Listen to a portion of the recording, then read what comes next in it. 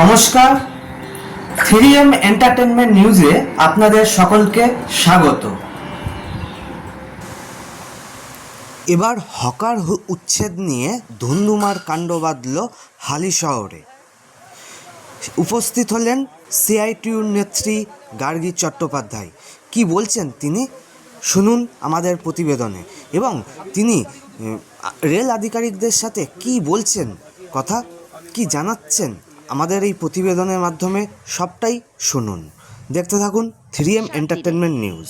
যেগুলো বন্ধ ছিল আমরা বলেছি আরপিএফকে, রেল কর্তৃপক্ষকে, যে বন্ধ হয়ে আছে 3-4 বছর ধরে দখল করে রয়েছে, সেগুলো সরিয়ে দিক। কিন্তু যারা দোকান করে ব্যবসা করছে, গরিব মানুষ, তাদের পেটে লাথি মারা যাবে না। পুনর্বাসন ছাড়া হকার উচ্ছেদ হবে না। সমস্ত হকারদের বৈধ লাইসেন্স দিতে হবে এবং রেল কর্তৃপক্ষকে সহানুভূতির সঙ্গে এদের সঙ্গে আলোচনা করতে হবে। বন্ধ কটা দোকান আজকে? 2-3টে হলো, আর একটা আছে অসামাজিক কাজ হয়, সেটা ভাঙবে। কোনো বৈধ দোকানদারকে মানে উচ্ছেদ করা এখন চলবে? দেখুন, যারা দোকানদারের করে ব্যবসা করছে, যারা ছোটোখাটো দোকান রয়েছে, চালু দোকান, যে হকারি করছে তাকে উচ্ছেদ করা যাবে না। যে দোকান রেখে দিয়ে চলে গেছে, পরে কি করবে সে উচ্ছেদ হলে আমাদের কিসে যায়? পরিষ্কার কথা, কোনো হকারকে উচ্ছেদ হতে হবে। আমরা চাই একটাই জিনিস, যে চালু দোকানগুলো আছে 30টা দিন সময় দিন, আলোচনা করুন। 30টা দিন তো সময় দিন, 30টা দিন সময় দিন, আলোচনা করুন, এদেরকে ডেকে পাঠান। প্রয়োজনে আমরাও কেউ আসবো আপনাদের সাহায্য করার জন্য, তাই তো ভাই? ঠিক হবে, কিন্তু যদি আজকে মনে করেন আমি এটাই বলতে এসেছি, আজকে যদি মনে করেন লাঠি দিয়ে উড়িয়ে দেবেন, তাহলে সাব ডিভিশনের সব জায়গায় এই দমদম ক্যান্টনমেন্ট থেকে ফোন করছে, দমদম থেকে গন্ডগোল শুরু হবে।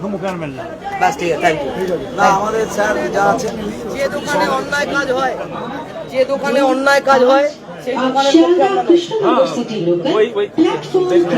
আরেকটা কথা বলছি, টাউনের যে আপনার টয়লেটটা রয়েছে, সন্ধ্যেবেলা টয়লেটের পিছনে ওখানে কিন্তু একটা বিশাল আসর বসে প্রত্যেকটা দিন।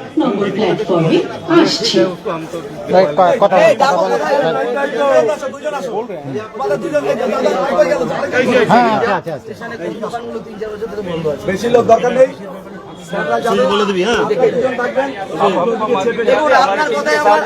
আপনার কথায় আমার কথা আছে। আমরা বড় মিছিল করে, আপনারা এখানে থাকেন, আমরা বড় মিছিল করে সবাইকে বাইন্ড আপ করে দেবো। তারপর আপনি একে সঙ্গে নিয়ে আপনার যে দোকানগুলো বন্ধ আছে সেই দোকান আপনি দেখে বলেন। 15